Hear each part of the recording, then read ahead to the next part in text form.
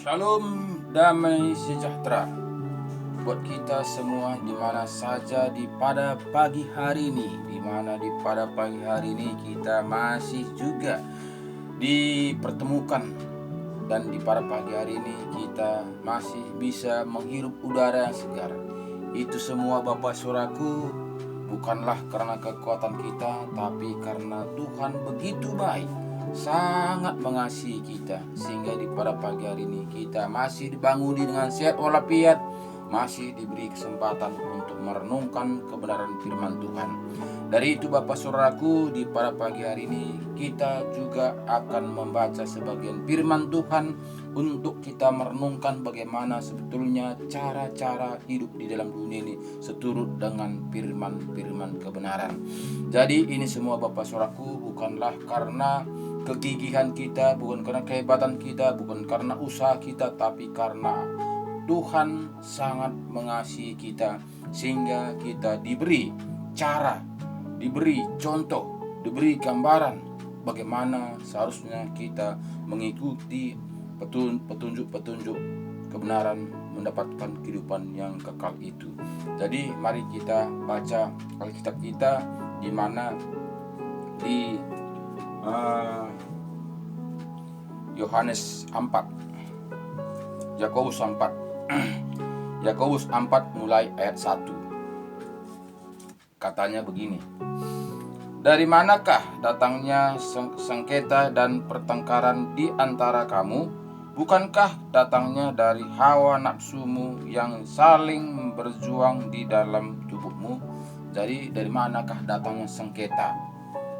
Sehingga kita ada akar pahit, sehingga ada dendam, sehingga kita sama keluarga kita gondok-gondokan, sehingga sama keluarga kita tidak cakapan. Dari manakah akar sengketa itu? Firman Tuhan mengatakan.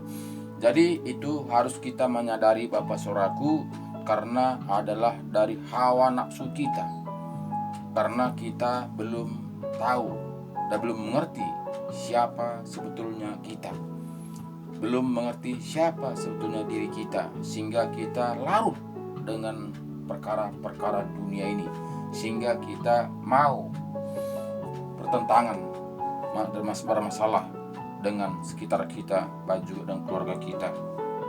Ayat 2 mengatakan kepada kita, kamu mengingini sesuatu tetapi kamu tidak memperolehnya, lalu kamu membunuh, kamu iri hati tetapi kamu tidak mencapai tujuanmu, lalu kamu bertengkar dan kamu berkelahi, kamu tidak memperoleh apa-apa karena kamu tidak berdoa.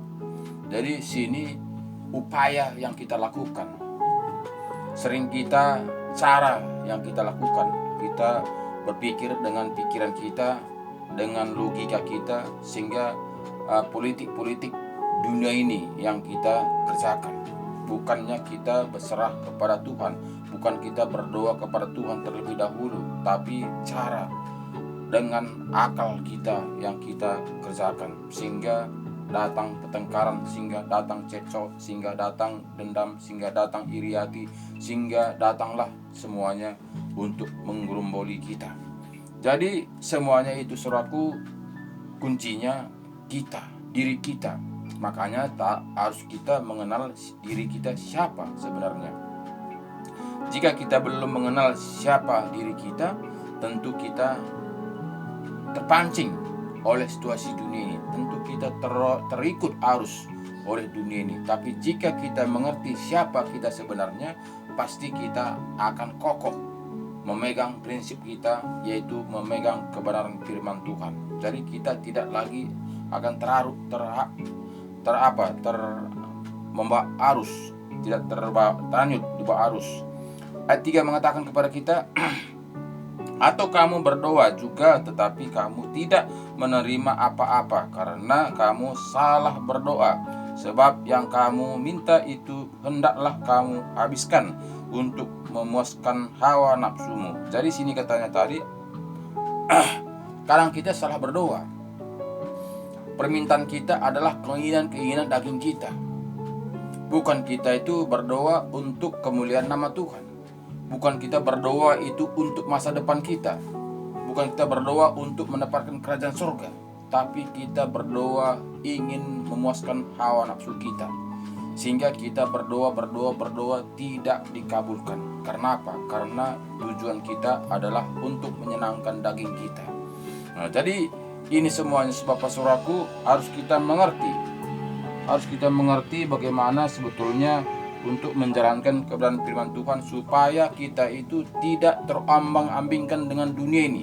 Jika kita tidak mengerti siapa kita, tentu kita dibawa arus oleh dunia ini. Jadi itu Bapak Saudaraku, marilah kita buka hati kita kembali kepada firman Tuhan, supaya firman Tuhan menguatkan kita, supaya firman Tuhan menuntun kita, supaya firman Tuhan menyertai kita, sehingga Roh Kuduslah yang bekerja dalam diri kita ini, sehingga kita bisa mengatasi segala sesuatunya, sehingga kita mengerti siapa kita sebenarnya.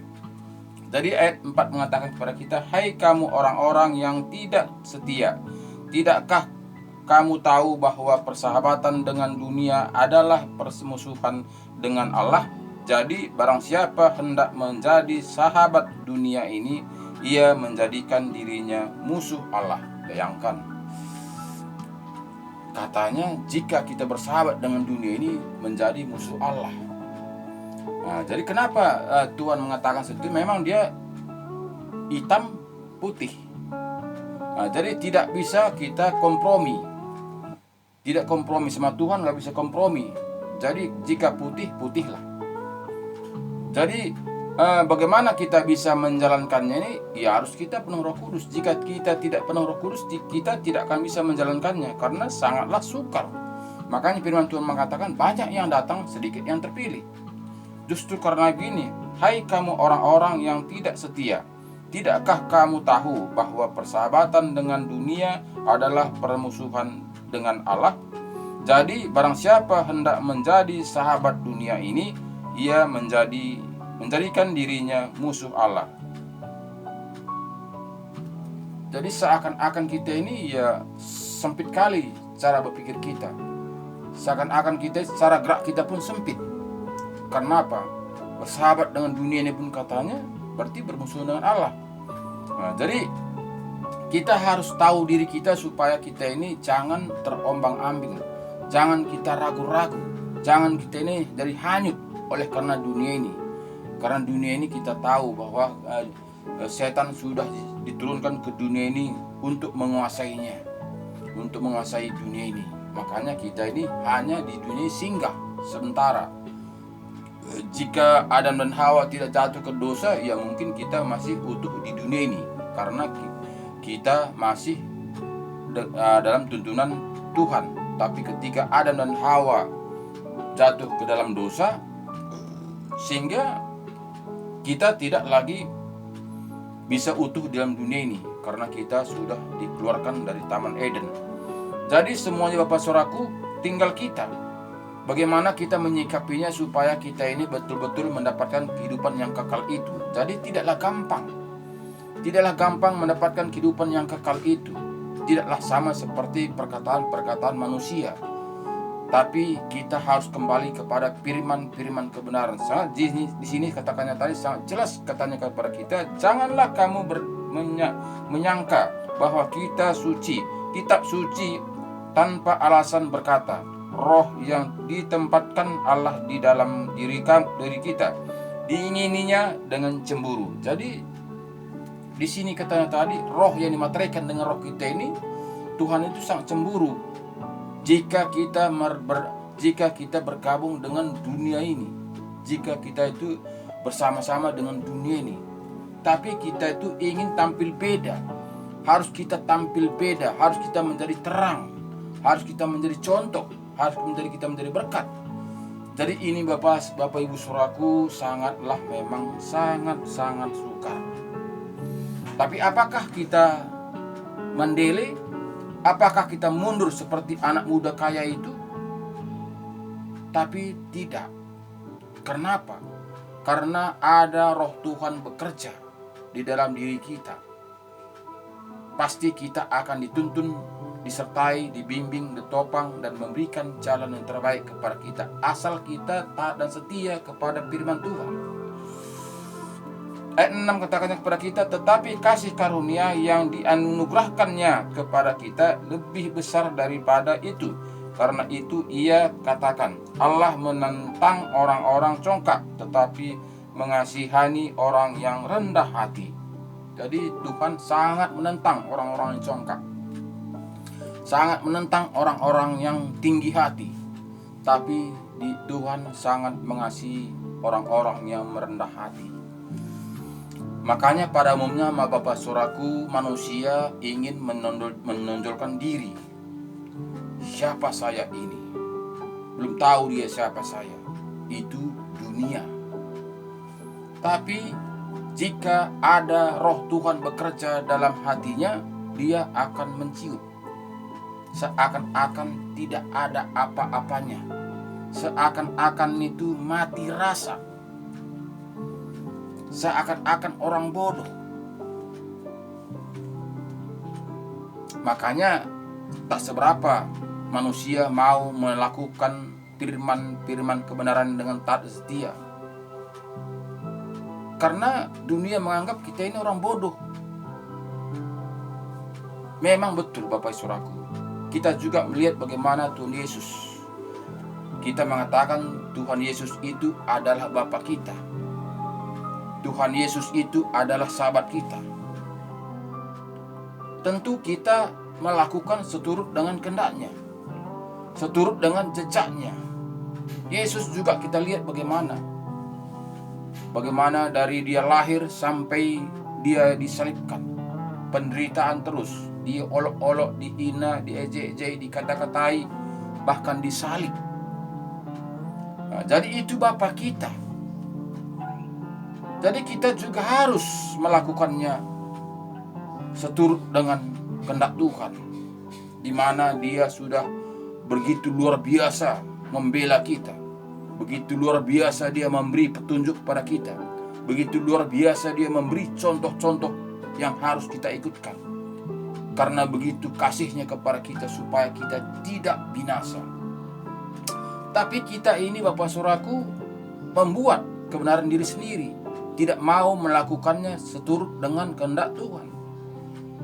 Kita berpikir secara logika kita. Memang jika kita berpikir secara logika Bapak Ibu Saudaraku, tidaklah bisa mendapatkan seturut dengan kehendak Tuhan.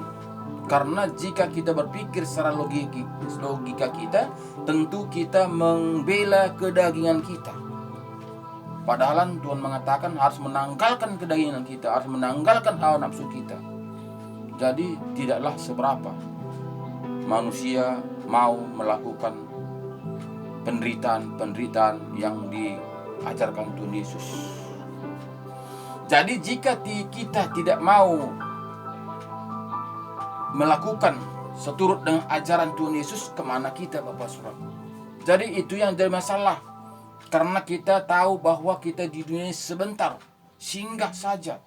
Jika kita tinggalkan dunia ini, kemana kita?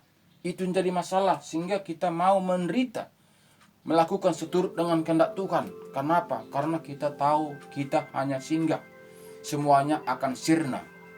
Bahkan tubuh kita ini juga sirna. Tubuh kita juga akan tinggalkan berserta semua yang kita dapatkan di dunia ini. Kita semua tinggalkan itu. Kita bawa hanya apa yang kita lakukan seturut dengan perbuatan kita.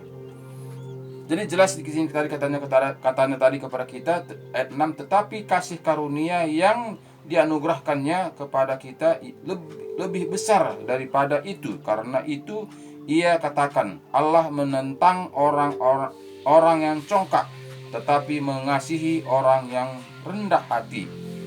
Ayat 7, karena itu tunduklah kepada Allah dan lawanlah iblis, maka ia akan lari daripadamu. Mendekatlah kepada Allah dan ia akan mendekat kepadamu.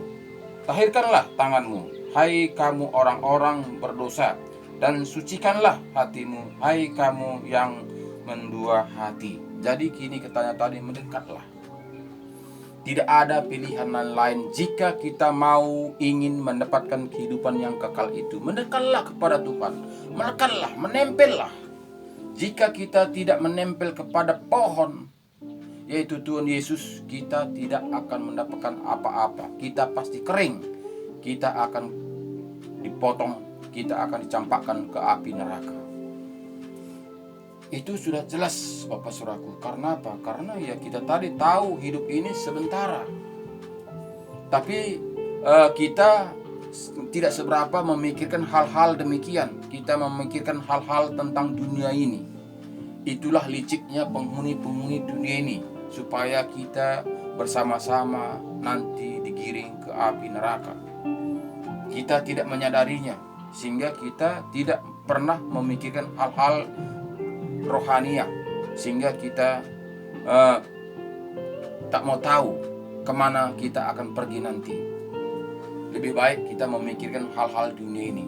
Kita dibutakan untuk berpikir ke sana. Jadi Bapak Ibu Saudaraku, di pada pagi hari ini kita membuat renungan setiap pagi, supaya mengingatkan kita, supaya kita hati-hati, supaya kita ini Bapak Saudaraku tahu kemana kita. Jangan kita larut oleh dunia ini. Bukan kita tidak perlu uang Saudaraku, perlu kita uang. Karena kita hidup ini tanpa uang kita tidak bisa berbuat apa-apa. Tapi bukanlah itu utama Bapak Saudaraku. Tapi utamanya itu adalah kemana kita jika kita meninggalkan dunia ini. Cari dulu kerajaan Allah, maka semuanya itu akan ditambahkan kepadamu. Jadi jangan kita mencari tambah-tambahannya Saudaraku. Dunia ini hanya tambahan, bukannya yang kekal. Jadi kata firman Tuhan mengatakan, cari dulu kerajaan Allah, maka semuanya itu akan ditambahkan kepadamu. Jadi Bapak Saudaraku, utamakanlah kebenaran firman Tuhan dalam kehidupan kita, supaya kita mendapatkan bagaimana seturut janji-janji Tuhan. Jadi kita akan mendapatkan bagaimana senangnya hidup dalam dunia ini jika kita melakukan seturut dengan kebenaran firman Tuhan, walaupun kita tidak seturut menikmati seturut dengan dunia ini, menikmati macam-macam pesta pora dan sebagainya. Jadi kenikmatan itu Bapak Saudaraku tersendiri. Walaupun dengan pandangan dunia ini kita menderita. Karena apa? Karena kita dapat maknanya. Walaupun mungkin 10.000 uang kita yang kita dapat satu hari ini bisa kita nikmati. Bisa kita nikmati. Tapi jika kita tidak dalam Tuhan, walaupun mungkin 10 juta dapat kita satu hari ini, kita tidak bisa menikmatinya. Jadi itu bedanya Bapak Saudaraku. Kita walaupun 10.000 kita dapat di dalam Tuhan, kita bisa menikmatinya beserta istri anak-anak kita. Tapi jika kita tidak di dalam Tuhan, 10 juta pun satu hari tidak bisa kita nikmati dengan istri anak-anak kita. Jadi itu bedanya. Jadi semuanya itu Saudaraku, tinggal kita bagaimana kita mengendalikan diri kita. Ayat 8 mengatakan kepada kita, mendekatlah kepada Allah dan Ia akan mendekat kepadamu. Tahirkanlah tanganmu, hai kamu orang-orang berdosa, dan sucikanlah hatimu, hai kamu yang mendua hati. Sadarlah kemalanganmu, berduka cita dan merataplah. Hendaklah tertawamu kamu ganti dengan ratap, dan sukacitamu dengan sukacitamu dengan duka cita. Rendahkanlah dirimu di hadapan Tuhan, dan Ia akan meninggikan kamu. Jadi sini jelas katanya tadi kepada kita, rendahkanlah diri kita. Rendahkanlah diri kita. Walaupun mungkin kita ini ditokoh-tokohi orang, mungkin kita katakan orang kita orang bodoh, mungkin kita katakan orang kita itu orang fanatik, mungkin katakan orang itu pendeta, mungkin katakan orang itu hal-hal yang lain-lain, itu terserah. Jangan kita emosi, karena kita ini beda. Kita ini sudah pindah. Walaupun kita masih hidup di dalam dunia, tapi kita sudah dipilih menjadi pemilik kerajaan surga. Jadi cara pikir kita, cara kerja kita tidak sama seperti dunia ini. Semua itu Bapak Saudaraku harus ada Roh Kudus untuk membimbing kita. Jika tidak ada Roh Kudus untuk membimbing kita, tentu kita larut. Kita tidak akan bertahan bagaimanapun kita mendengar firman-firman kebenaran ini. Jika kita tidak dituntun dengan Roh Kudus, kita juga akan buta. Kita juga akan tidak mengerti. Kita juga akan tidak paham. Karena tidaklah gampang mendapatkan kehidupan yang kekal itu. Walaupun dunia mengatakan asal percaya saja, itu dunia mengatakan. Tapi jika kita kembali kepada firman Tuhan, harus kita mengerjakannya. Sama seperti pemain bola. Jika kita itu ingin mendapat piala, kita harus giat, semangat terus berupaya semampu kita menempuh sasaran. Jadi kita tidak diam, tidak santai-santai saja. Saya sudah percaya, saya sudah selamat, saya sudah menjadi anak Tuhan, saya sudah menjadi pemilik kerajaan surga. Jadi semuanya Bapak Saudaraku, harus kita kembali kepada Alkitab, bercermin kepada Alkitab, supaya kita mengerti, supaya kita jangan digonikan hidup-hidup. Kita merasa aman, kita merasa kita sudah nyaman. Karena apa? Karena kita sudah di dalam goni, tidak tahu apa-apa lagi. Kemana pun kita mau dibawa, mau tadi mau dipotong, mau kemana, kita nyaman, merasa nyaman. Jadi itu kita. Karena sama kita Bapak Saudaraku sangat gampang. Karena ada Alkitab, gambaran, contoh, patron, rel yang harus kita jalankan. Tidak lagi ada alasan tidak aku mengerti. Karena Alkitab kita segala bahasa, segala suku, bahasa ada tertulis di Alkitab. Jadi nggak ada alasan saya tidak mengerti. Saya tidak mengerti bahasa Inggris. Saya tidak paham bahasa Indonesia. Semua tertulis, sudah dibuat segala bahasa. Ayat 10 mengatakan kepada kita, rendahkanlah dirimu di hadapan Tuhan dan Ia akan meninggikan kamu. Janganlah memfitnah orang. Saudara-saudaraku, janganlah kamu saling memfitnah. Barang siapa memfitnah saudaranya atau menghakiminya, ia mencela hukum dan menghakiminya. Dan jika engkau menghakimi hukuman, maka engkau bukanlah penurut hukum, tetapi hakimnya. Hanya ada satu pembuatnya. Hanya ada satu pembuat hukum dan hakim, yaitu Dia yang berkuasa menyelamatkan dan membinasakan. Tetapi siapakah engkau sehingga engkau mau menghakimi sesamamu manusia? Jadi sini tadi katanya kepada kita hanya ada satu hakim, yaitu Tuhan Yesus. Tuhan Yesuslah hakim kita. Jadi jika kita tidak menjalankan seturut dengan kehendak Tuhan, tentu kita nanti akan dihakimi menurut perbuatan kita. Kita akan disidang. Jadi tidaklah kita itu jika kita percaya pasti masuk dalam kerajaan surga, tapi kita nanti akan dihakimi menurut perbuatan kita. Jadi semuanya Bapak Saudaraku, tidaklah segampang apa yang dikatakan manusia. Karena perkataan-perkataan manusia tentu adalah seturut dengan kehendaknya. Tentulah membela kedagingannya, tentulah membela hawa nafsunya. Makanya manusia mengatakan, mintalah apa yang kamu perlu. Nah, jadi firman Tuhan tadi mengatakan kepada kita, saudaraku, kita berdoa itu bukanlah berdoa minta tentang hal-hal surgawi, tapi kita itu sering berdoa tentang hal-hal duniawi. Nah, jadi tentu Tuhan masih mempertimbangkannya. Karena apa? Karena Tuhan tidak mau kita binasa. Tidak mau kita binasa, tapi Tuhan itu mau kita mendapatkan kehidupan yang kekal, memiliki kerajaan surga. Jadi visi kita itu selagi kita masih hidup dalam dunia ini adalah bagaimana kita mendapatkan kehidupan yang kekal. Jadi Tuhan memberi waktu kepada kita, itu kita hidup dalam dunia ini untuk memikirkan hal-hal kerajaan surga, bukan memikirkan hal-hal duniawi ini. Nah, jadi memang manusia ini Bapak Saudaraku, jika kita tidak dalam Tuhan, sangatlah empuk santapan setan. Kenapa Bapak Saudaraku? Ya Yesus sendiri kita melihat bagaimana Yesus sendiri ditawarkan dengan hal-hal duniawi ini. Bahkan dia mengatakan, jika engkau mau menyembah aku akan memberikan semua kerajaan dunia ini.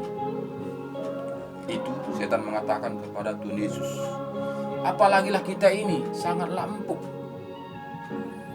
Dosa pun kerajaan dunia, pekerjaan aja ditawarkan pada kita, sudah kita kelepek-kelepek. Kenapa saudaraku? Karena kita pembelaan kita daging kita, pembelaan kita dunia ini.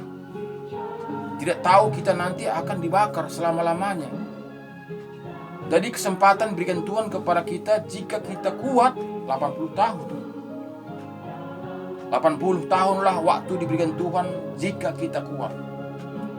Makanya firman Tuhan dikatakan di Mazmur 70, 80 tahun. Jika kuat 80 tahun. Nah, sesudah itu kemana kita? Nah, jadi itu harus kita pikirkan supaya kita ini jangan nanti digiring bersama-sama penghuni dunia ini ke api neraka. Itu harus kita pikirkan mulai sekarang, selagi Tuhan masih memberikan kesempatan kepada kita. Jadi itu Bapak Saudaraku, bukanlah memang secara gampang. Jika Tuhan tidak berkehendaki, bagaimanapun kita menabur firman seperti saya berikan kepada Bapak Ibu Saudaraku sekalian setiap pagi ini, jika Tuhan tidak mengizinkan apapun yang saya sampaikan pada pagi hari ini tidak nalar, tidak masuk. Kenapa? Karena firman yang disampaikan itu difungsikan oleh penghuni dunia ini. Jadi Bapak Saudaraku, tinggal kita lah. Saya ini Bapak Saudaraku, kalian mengertinya bagaimana saat ini keadaan saya. Sayanya tidaknya ada apa-apanya. Saya mengatakan pada kalian, sering berulang-ulang kepada kalian, saya ini sampah. Saya ini debu. Tidak ada apa-apanya. Bahkan saya mengatakan, sekolah saya pun tak ada. Lihatlah bagaimana cara saya menyampaikan firman Tuhan. Lihatlah bagaimana saya membaca. Itu berarti saya itu tidak tahu apa-apa tentang hal-hal duniawi ini. Tapi Tuhan memberi saya pengertian tentang kerajaan surga. Tuhan mempercayakan saya itu untuk memberitakan kebenaran firman Tuhan. Tuhan mempercayakan saya itu tanda-tanda mujizat, kuasa mujizat. Itu yang saya pelihara, saudaraku. Tuhan itu sangat baik. Walaupun saya tidak bekerja untuk dunia, tapi Tuhan cukupkan kebutuhan keluarga, istri, anak-anak saya. Itu saya tekuni, itu saya melihat. Jika kita berpikir secara dunia, bagaimana seorang bapa tidak bekerja untuk membiayai istri anak-anaknya, hanya keluyuran ke sana sini, keluyuran sana sini. Bagaimana akhirnya keluarganya? Tapi saya mengalami seperti itu, saudaraku. Saya pergi ke sana sini untuk memberitakan kebenaran firman Tuhan. Tapi Tuhan mencukupkan segala keperluan saya. Tuhan melihat, Tuhan melawat istri anak-anak saya. Jadi ini semua, saudaraku, saya bagikan kepada kalian bukan karena kehebatan saya, bukan karena kegigihan saya, tapi karena Tuhan sangat peduli kepada saya. Sehingga itu saya bagi firman Tuhan setiap pagi. Walaupun firman yang saya sampaikan ini tidak sama seperti hamba-hamba Tuhan yang luar biasa itu, ya inilah ya pemberian Tuhan kepada saya bagikan kepada kalian. Saya tidak mau makan sendiri, sehingga saya membuat renungan setiap pagi untuk saya bagikan video-video ini kepada YouTube. bahkan Facebook, baik juga semua pada WA, nomor WA pada saya bagikan semuanya itu. Jadi itu jika secara manusia itu satu kebodohan, seakan-akan tidak ada pekerjaan yang lain, menghabiskan uang. Itu jika kita berpikir secara dunia. Tapi Bapak Ibu Saudaraku, saya berpikir bukan secara dunia, saya berpikir secara rohania. Saya sangat mengasihi semua Bapak Ibu Saudaraku di mana saja berada pada saat ini, supaya kita sama-sama merasakan, supaya kita sama-sama hidup, mendapatkan hidup yang kekal itu. Jadi itu Bapak Saudaraku, hanya inilah renungan di pada pagi hari ini, karena waktu kita sudah 30 menit, karena waktu diberikan pada saya 30 menit. Jadi kita akan sambung besok kembali dengan tema berbeda. Mari saksikan setiap pagi firman-firman kebenaran ini untuk kita saling mengingatkan satu dan lain. Terima kasih banyak. Tuhan Yesus memberkati kita. Jaga kesehatan, tetap semangat, andalkan Tuhan, galilah, baca firman Tuhan, imani, praktekkan. Tentu kita mendapatkan hidup yang bahagia itu. Terima kasih banyak. Tuhan Yesus memberkati kita. Amin.